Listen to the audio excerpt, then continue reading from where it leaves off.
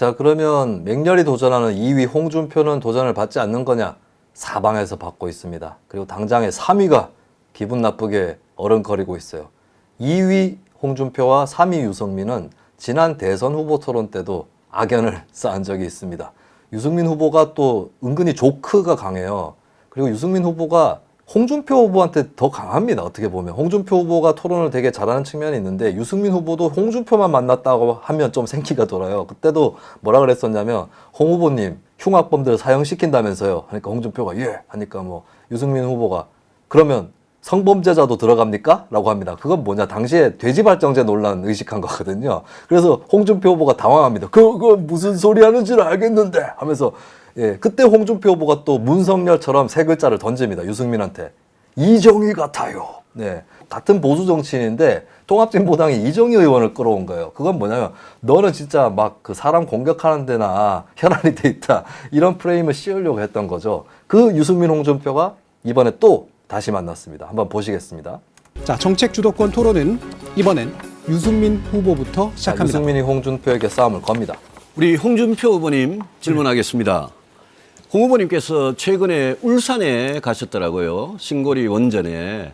그래서 그 홍준표는 고기 지금 원전을 울산인데 북한의 뭔 얘기를 하려고 그러나 원전을 보호하기 위해서 생각하고 있을 겁니다. 아이언돔을 그 고리에 하겠다 이렇게 말씀하셨더라고요. 자, 이스라엘의 무기로 화제가 됐었죠. 아이언돔이 있는데 아이언돔을 한국에 도입하자는 논의들이 있어요. 아이언돔을 울산의 원전을 보호하기 위해서 설치하겠다라고 홍 후보가 공약을 했는데 유승민이 이 문제를 들고 나왔습니다. 들고 나올 만하죠. 유승민으로서. 왜냐? 유승민은 국방위원장을 국회에서 지낼 정도의 국방통이에요. 유승민의 국방정책에 대해서 이견도 있을 수 있겠지만 어쨌든 국방 전문가는 틀림없습니다. 내가 너 한번 건드려서 점검해 주겠다. 너가 윤석열 면접 보는 거 이상으로 해주겠다. 네, 유승민이 포문을 연 겁니다. 근데 아이언돔이라는 거는 그거는 북한의 유승민이 KDI 학자 출신이죠. 설명을 합니다. 강의를 하고 있습니다. 방어하는 거고 원전을 지키기에는 전혀 그게 도움이 안 되는 거거든요. 자, 그러니까 수도권의 북한 장사정포라든지 이쪽에서 많이 그 공격 목표로 잡고 있잖아요. 그것을 이제 방어하는데 아이언돔이 필요한 거지 원전에다가 그걸 왜 갖다 놓냐? 예, 왜 엉뚱한 소리를 하고 있느냐? 이런 공격을 하고 있는데 유승민 후보가 홍준표 후보 만났을 때 실적 이렇게 웃을 때가 있거든요. 근데 여기서는 웃음을 참고 있습니다. 네, 장난치는 것처럼 하지 않고 진짜 안보라든지 지식을 검증해 보겠다. 이런 의지가 있는 것이죠. 그래서 왜 그렇게 말씀하셨습니까? 그거는 아니죠. 자, 뭐 홍준표 후보 입이 좀 나와 있어요. 그거는 아니죠. 뭔가 반론을 하려고 합니다. 우선 장사정포나 거기에 방하는 것도 있지만은 자, 홍준표 후보는 이렇게 입이 이렇게 나와 있다가 말이 시작되고 나서는 이렇게 살짝 땡깁니다. 예. 나와 있는 거는 뭔가 내가 불만이 있고 너 지금 뭔 얘기하는 거야라고 따지고 싶은데 한편으로는 얘한테 너무 걸려들면 안 되겠다. 이런 의지가 이렇게 싹 당기는 쪽으로 나타난다. 저는 그렇게 해석합니다.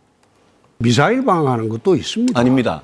아닙니다. 우리가 지금 하고 있는 아이언돔, 이스라엘의 아이언돔도 그렇고 우리나라 아이언돔도 주로 북한의 240mm 방사포나 170mm. 자, 지금 홍준표가 조금 다소곳해졌어요. 듣고 있는데 왜 그러냐면 시간이 가고 있습니다. 유승민 넌 떠들어라.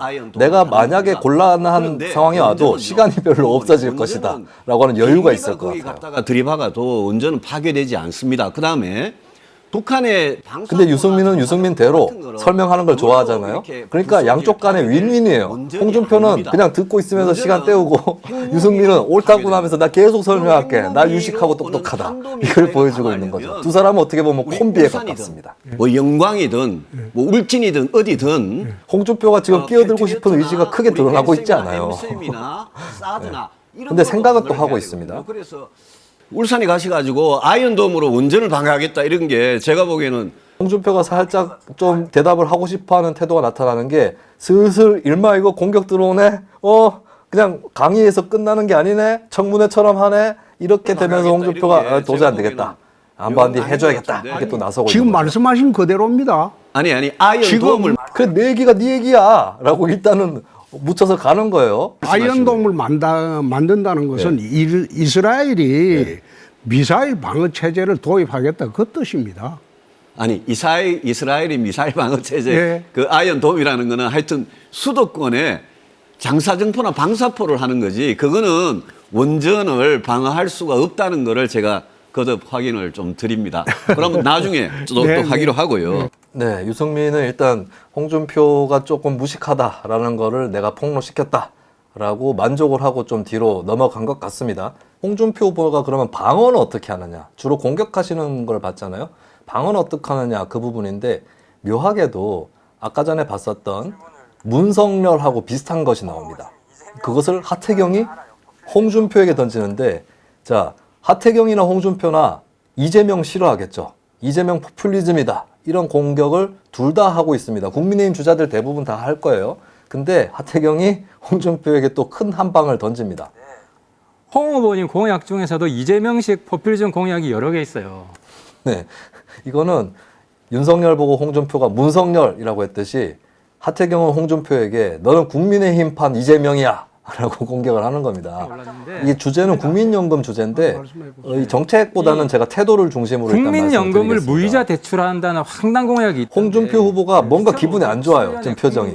기분이 안 좋은데 국민연금이라고 하니까 뭔가 좀 디테일한 주제거든요. 그래서 또 긴장을 해야 됩니다. 그래서 일단은 흥분을 안 하고 있어요. 내주자는 겁니다. 국민연금 이자 몇 프로 내줄 건데요? 네, 하태경 후보는 이미 따지고 있어요. 눈빛도 그렇고 지금 반항을 하고 있습니다. 시행령 31조를 보면 통상 맞는 자, 홍준표 후보 두 손을 모아요. 이거는 내가 참고 신중하게 잘 얘기해 보겠다. 내가 너한테 어떻게든 그래도 잘 버티고 해보겠다. 이겁니다.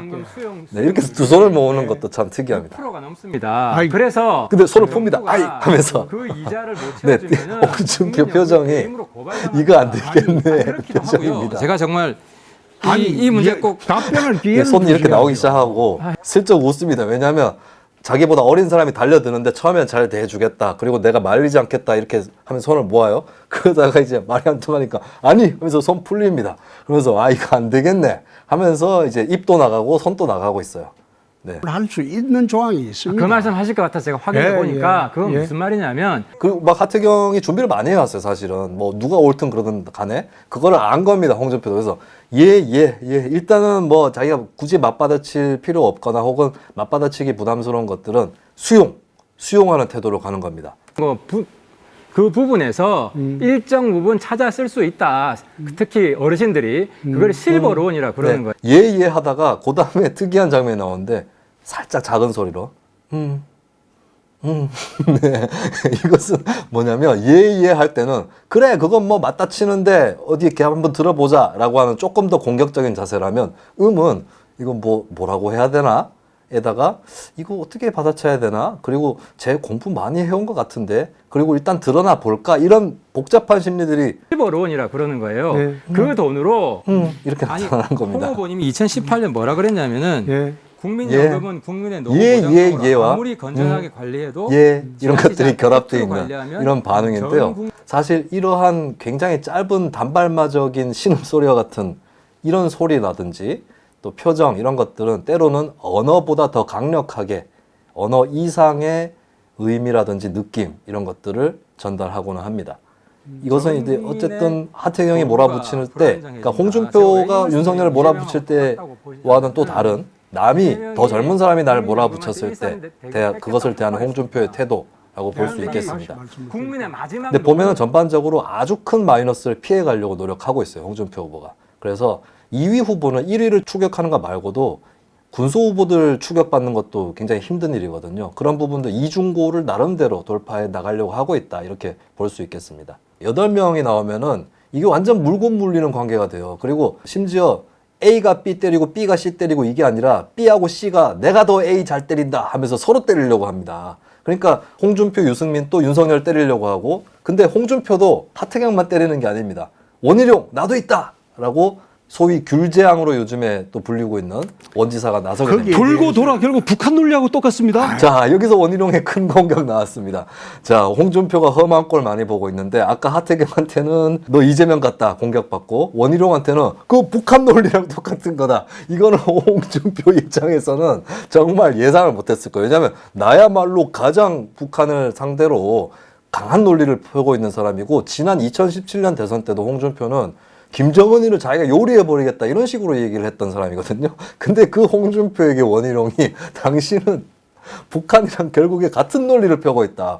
북한한테 좋은 얘기를 해주고 있다. 핵 공유라든지 그런 핵을 얘기하는 게 북한 핵을 인정해주는 꼴이다. 라고 공격을 당해버린 거예요. 그래서 어떻게 보면 홍준표 후보가 이날 일진이 좀 사나웠습니다. 자기는 윤석열한테 문석열이다라고 하나 던졌는데 자기 후배들, 더 어린 사람들이 이재명이다, 북한 같다 이 얘기를 하고 있는 거예요. 맞습니다. 아이 그런 식으로 억지를 아니, 부리면 안 그러니까 되죠. 홍준표 후보가 균형이라는 어떤 아니에요. 논리적 반론을 하는 게 아니라 상대방의 태도를 가만히 지적합니다. 북한 빼고는 에이 어느 그런 정도 식으로 핵 억지로 균형론을 얘기하지 이런 않습니다. 식으로 핵 네. 균형- 이게 홍준표의 또 하나의 묘미입니다. 가끔은 이제 사람 자체를 평가를 해버립니다. 못됐네 이런 식으로.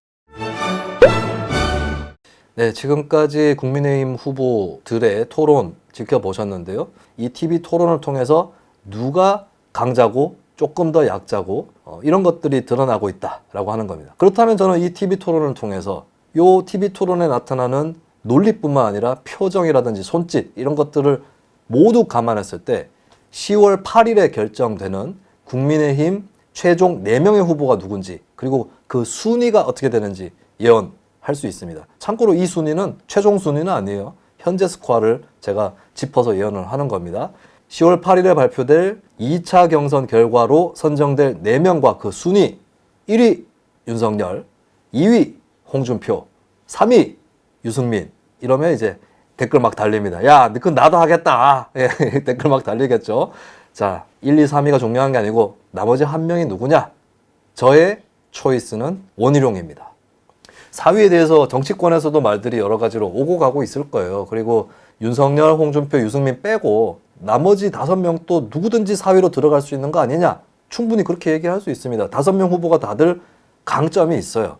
그러나 제가 원희룡을 4위로 꼽은 것은 계속해서 성장세가 보이는 것 같습니다. 토론을 하는 와중에도 지난 토론보다는 이번 토론이 나은 것 같고 그리고 얼마 전 토론에서 있었던 귤재앙이라는 그런 별명 이런 것들이 사실 유승민 후보도 유치타라는 별명이 붙었는데 좀 안 와닿는 것 같고 무슨 뜻인지 잘 모르겠어요. 근데 원희룡 얘기하기 전에 그냥 귤재앙이라고만 얘기해도 귤만 들어도 원희룡이라는 걸 알 수 있잖아요. 어느 정도 우리 인터넷 커뮤니티라든지 여기서도 나타나는 반응이 원희룡 조금씩 뜨고 있다.